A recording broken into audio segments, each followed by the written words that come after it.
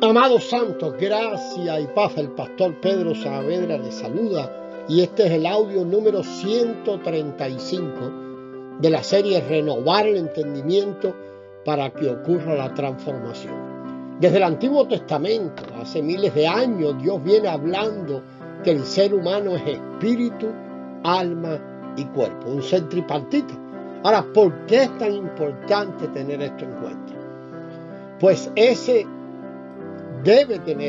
ser humano tiene, creado por Dios, tiene que tener un espíritu. Y el Dios forma al hombre y crea el espíritu cuando sopla aliento de vida, el espíritu del hombre. Y esa unión de Dios con la materia en el medio da lugar a la creación del alma. Perdón, el alma es este sistema que tenemos, hermoso, glorioso, que Dios diseñó. No tiene nada de malo y debemos saber que cuando alguien le llama a uno almático, cuando se nos dice que somos almáticos, lo único que significa es que estamos actuando gobernados por el alma, que ese nunca fue el diseño. El alma en sí no es malo, el problema es quién gobierna, porque en el diseño de Dios somos espíritu, alma y cuerpo. Y en el diseño divino es el espíritu el que gobierna. Por eso en Romanos 8:16 leemos: el espíritu mismo, hablando del espíritu de Dios, da testimonio a nuestro espíritu de que somos hijos de Dios. ¿Por qué le dice el espíritu a nuestro espíritu y no a nuestra alma que somos hijos de Dios? Porque si se lo dice al alma, nuestra alma rápido comienza con sus argumentos. No, pero ¿cómo yo voy a ser ese hijo de Dios si yo les contara lo que me sucedió a mí en la infancia y mi papá y que la primera novia que tuve? Y el alma empieza a relativizar todo. Y puede decir, no, el hermano tal, ese hermano fulano, sí, ese sí es un hijo de Dios. Pero ustedes sí tienen a Dios como padre, pero no, yo no tengo esa paternidad. Y eso es una demostración de que nunca fue pensado por Dios que el alma sea quien lleve la rienda. Entonces, recordando una vez más lo que pasó en el Génesis, donde vemos que Dios crea un ser humano, porque Dios quiere poner su vida, su imagen en la tierra. Y atendamos a la secuencia. Para lograr esto, Él necesita un ser humano que pueda tener esa vida. Y crea un ser humano con espíritu, alma y cuerpo. Este ser humano no puede desarrollarse solo. Entonces necesita un ambiente, necesita un lugar, necesita que alguien lo cuide, lo nutra, le dé de comer. Y crea un matrimonio con el potencial de multiplicarse. Y ese matrimonio, como no es una isla que anda por ahí flotando, ¿no?, sino que necesita también un lugar donde vivir, donde comer, donde reciba provisión, y lo toma y lo pone en el Edén.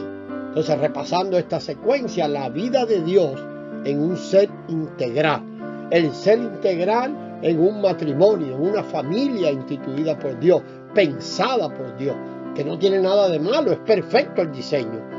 Y esa familia habitando en un ambiente como es el Edén, donde todo estaba provisto. Allí había 4 ríos que regaban toda la tierra, todo estaba cortadito, arregladito, caminaban entre los animales, una cosa gloriosa. Y el ser humano, como ya vimos, decide hacerle un golpe de estado a Dios y muere. Pero ¿y cómo es eso de que muere? Porque después lo vimos saliendo del huerto y seguía vivo. Y es que sí, hay una muerte espiritual, él muere espiritualmente. Y esto es central que nosotros lo entendamos, porque todo el plan de Dios es espiritual. Comenzó en el origen siendo espiritual y en la cruz sigue siendo espiritual. Cuando Dios recupera su plan, ahora, por cierto, debemos preguntarnos esto, cuando decimos que recupera, ¿pero qué recuperó? ¿Qué se perdió? Pues se perdió la vida de Dios, porque el ser humano ahora está muerto se perdió el ser integral. El ser humano ya no es más espíritu, alma y cuerpo como algo íntegro, funcionando como uno. Sí tiene un espíritu, pero está muerto, pegado ahí tal vez como algo seco, una pasa pegado al alma. Por eso en Hebreos dice que la palabra penetra y separa el alma del espíritu, porque está ahí pegado. Por eso el ser humano anda buscando espiritismo y brujería y religiones, toda la espiritualidad, pero no puede encontrar el camino porque su espíritu está muerto y no puede identificar ese camino. Hasta el día de hoy, en las universidades se enseña que el ser humano es un ser dual, es mente y cuerpo, pero para Dios el ser humano es espíritu, alma y cuerpo, solo que se perdió. O sea que hay una vieja humanidad que está transitando por la vida muerto. Y remontándonos a Génesis, vemos que el hombre enseguida, lo primero que hace es que empieza a pelearse con la mujer. Lo primero. Y la mujer que me diste, le dice a Dios, le echa la culpa a Dios de la mujer que él le había dado. Entonces todos son culpables menos él. Y esto es muy nuestro. Todos son culpables menos yo. Y Dios oye y dice, bueno, aquí tenemos un problema. Si llegan a tocar el árbol de la vida, se quedan así para siempre. Y Dios decide echarlos. Y es importante ver eso ahí al final del libro de Génesis, del capítulo 3. Y dice allí que los echa para guardar, para que no toquen el árbol de la vida que era Cristo, o figura de Cristo.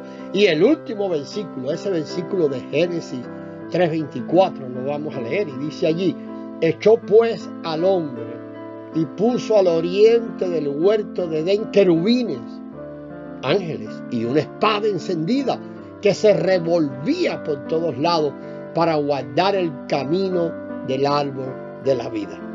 Debemos remarcar esto, porque es la esperanza que de lo que se iba a recuperar. Dios dice que puso una espada encendida y puso ángeles para guardar el camino del árbol de la vida. No dice que lo cerró eternamente, dice que lo guardó. Y vamos a venir sobre esto y seguir sobre esto en el próximo audio, amados. La gracia del Señor sea con vosotros.